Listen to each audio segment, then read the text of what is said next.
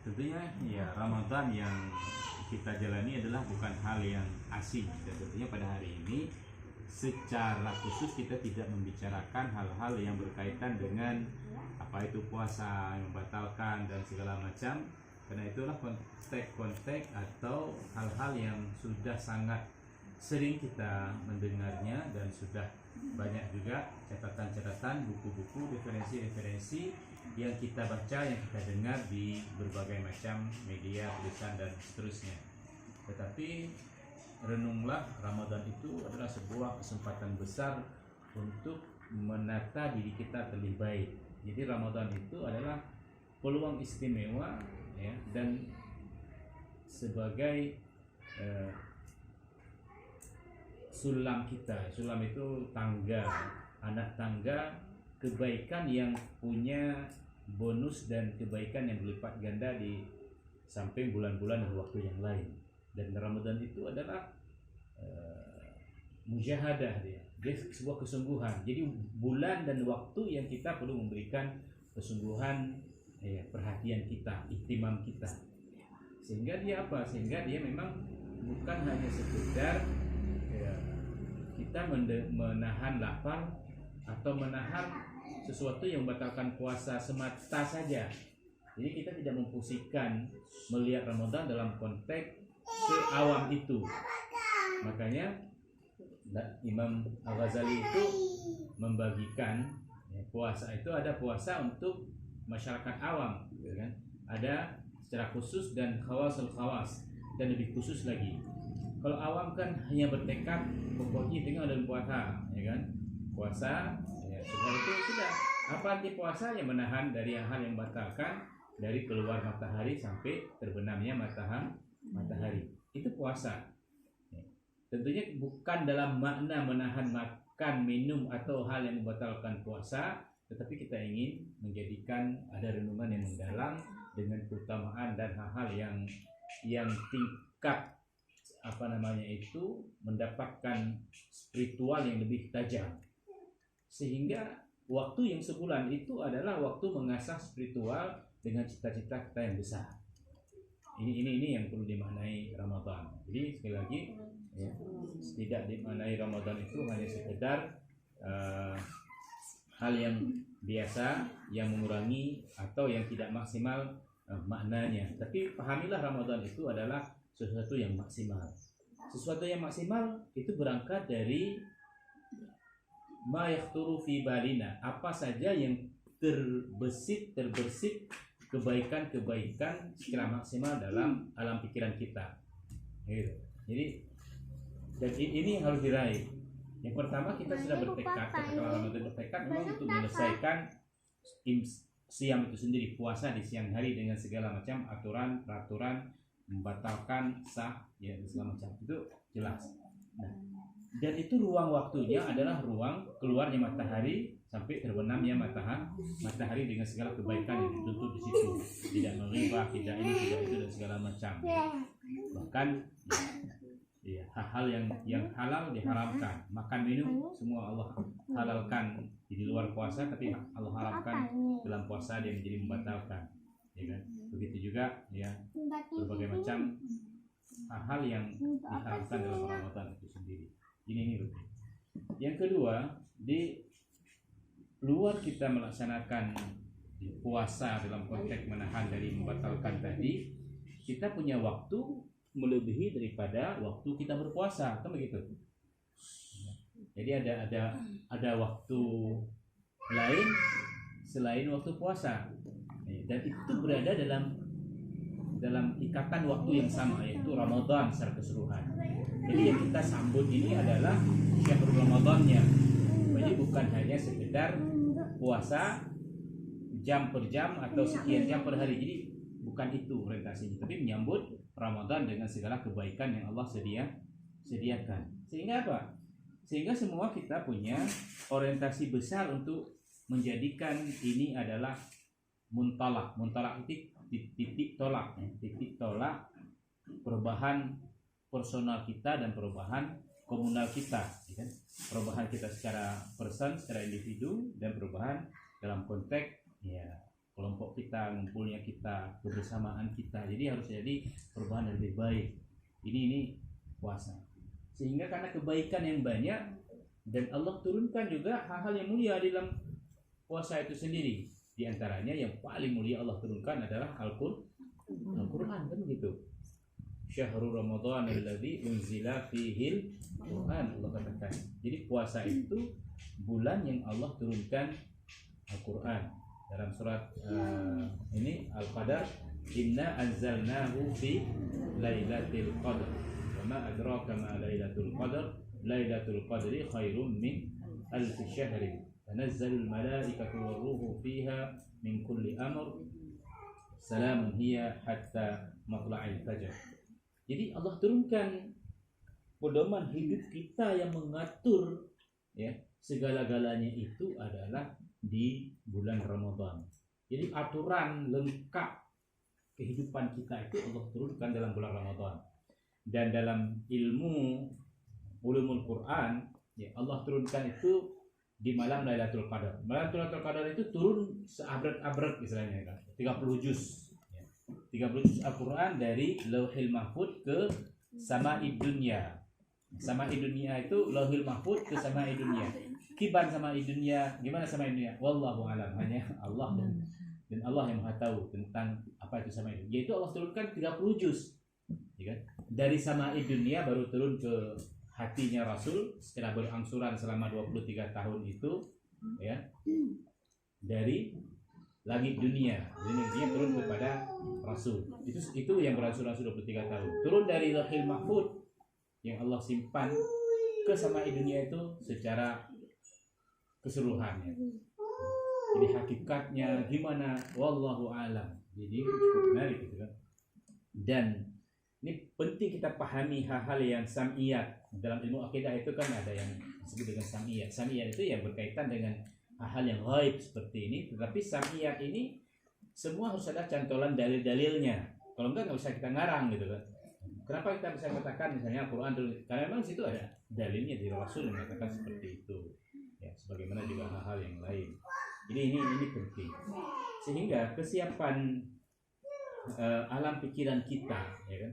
Ya, alam pikiran kita untuk nyambut Ramadan itu betul-betul untuk beribadah.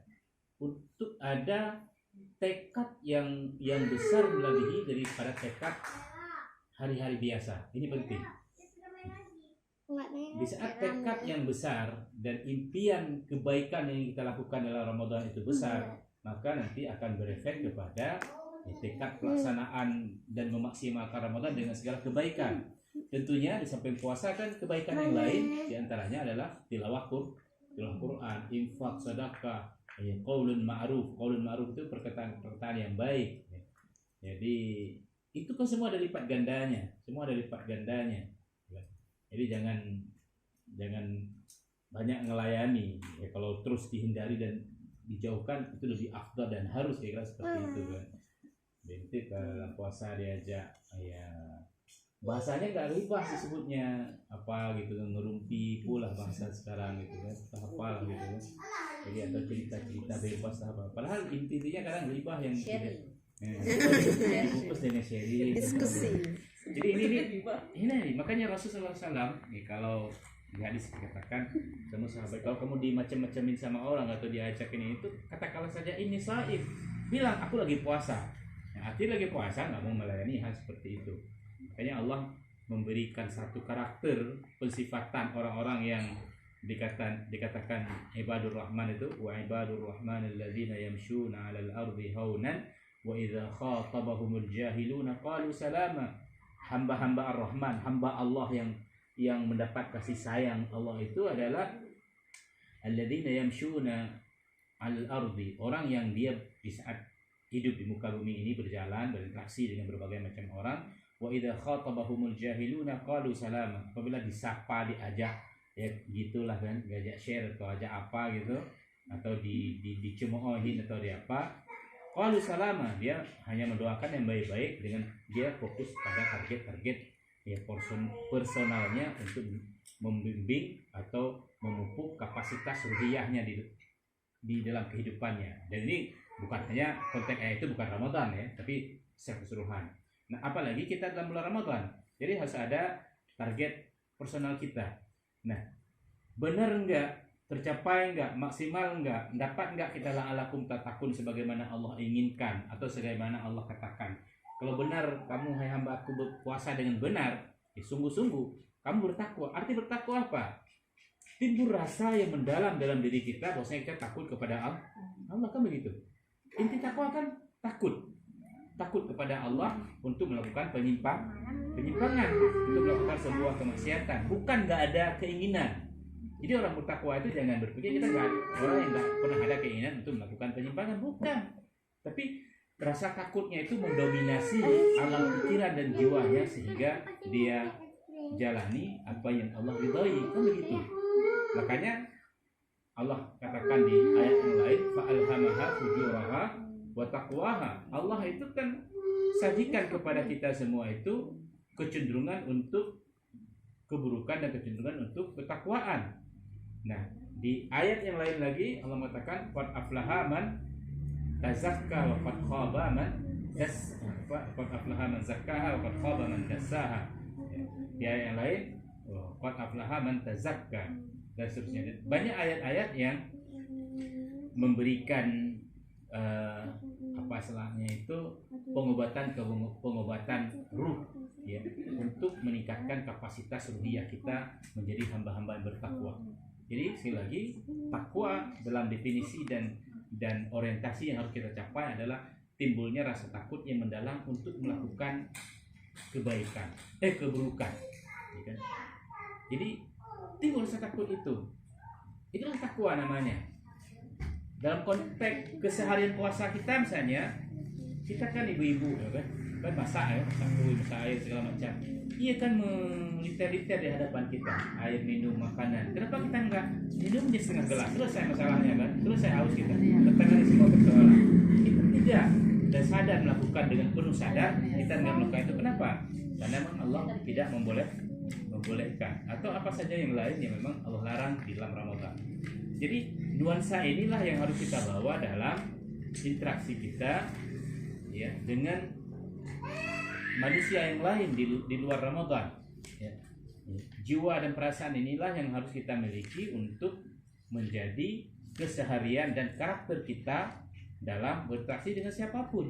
Jadi memang hakikat pengawasanlah pengawasan Allah Subhanahu wa ta'ala.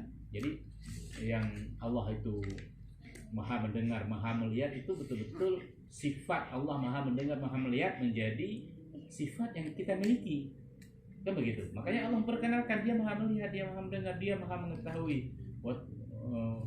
Maha mengetahui secara zahir, Maha mengetahui secara batin, Maha mengetahui ma tukhfis sudur, hatta yang disembunyikan oleh hati kecil kita masing-masing itu Allah Maha mengetahui. Dan itu yang Maha mengetahui cuma Allah, yang lain tidak. Hatta malaikat enggak tahu. Allah itu menyuruh malaikat bertugas masing-masing yang Allah perintahkan. Malaikat catat si Adi pada jam sekian dan momen ini nggak ikhlas dia, gitu kan? Nggak ikhlas dia, nggak pas dia, nggak ini kan semua yang Allah perintahkan malaikatnya, gitu kan? Di samping malaikat juga ya mengawasi gerak-gerik kita. Jadi wa taqallubuka fis sajidin, Allah mengatakan di ayat yang lain. Jadi Allah itu tahu semua gerak-gerik kita, hatta dalam salat, segala-gala hal. Dan Allah perintahkan malaikat untuk mencatat yang baik, sebuah kebaikan. Allah perintahkan malaikat untuk mencatat yang buruk, sebuah keburukan. Sehingga ya fastabiqul khairat lah kita untuk mengkondisikan diri kita menjadi orang yang didominasi oleh kebaikan dalam kehidupan. Itulah orang baik, itulah orang saleh. Orang saleh adalah orang yang mendominasi dirinya dengan sifat-sifat yang baik, mendominasi dirinya dengan keinginan-keinginan yang baik, mendominasi dirinya dengan harapan-harapan yang baik, mendominasi dirinya dengan kerja-kerja yang baik. Itulah orang saleh. Jadi orang saleh ya sekali lagi adalah orang yang mendominasi dirinya, nilai kebaikan itu menjadi totalitas kehidupannya dengan target-target yang makul ya. Makul itu yang masuk akal, yang logis, dan yang sesuai dengan ya, kesanggupan istita'ah kita, kemampuan ini kita. Makanya Disitulah Allah Subhanahu wa taala mengatakan dalam ayatnya yang lain, la yukallifullahu nafsan illa wus'aha. Allah itu membebani orang itu sesuai dengan ya kemampuannya. Nah, kemampuan inilah yang perlu kita samaratakan dan kita naikkan dari orang biasa. Nah, saya kira itu sepakat enggak gitu. Nah, jadi kalau kita ingin menjadi orang yang luar biasa, orang yang di luar dari biasa-biasanya orang, maka kemampuan ya, memikul beban inilah yang perlu dilatih. Memikul beban bukan tameti ton 2 ton 20 kilo buani kan mungkin 5 kilo habis betul. Jadi bukan beban itu ya. Jadi bukan beban berat secara weight-nya itu. Beratnya enggak. Ya kalau berat 80 kilo kami 30 kilo enggak. Jadi bukan beban itu, tapi beban inilah beban rasa dan tanggung jawab. Dan itu adalah bukan yang verbal ya, yang nyata materi gitu, bukan. Tapi beban inilah beban yang memang berat bagi orang yang nggak enjoy untuk melaksanakan beban itu. Tapi dia akan menjadi beban yang tertantang bagi orang-orang yang ingin melakukan tangga kebaikan dan tangga kesuksesan dalam iman dan keislamannya. Jadi sekarang buat aja secara personal kita, pribadi kita, kira-kira dari 10 anak tangga kita ada tangga di mana? Dan saya harus sampai kepada tangga yang ke-10 itu. Kira-kira gitulah. Dibuat apapun, mau kebaikan mau keburukan nggak akan terjadi.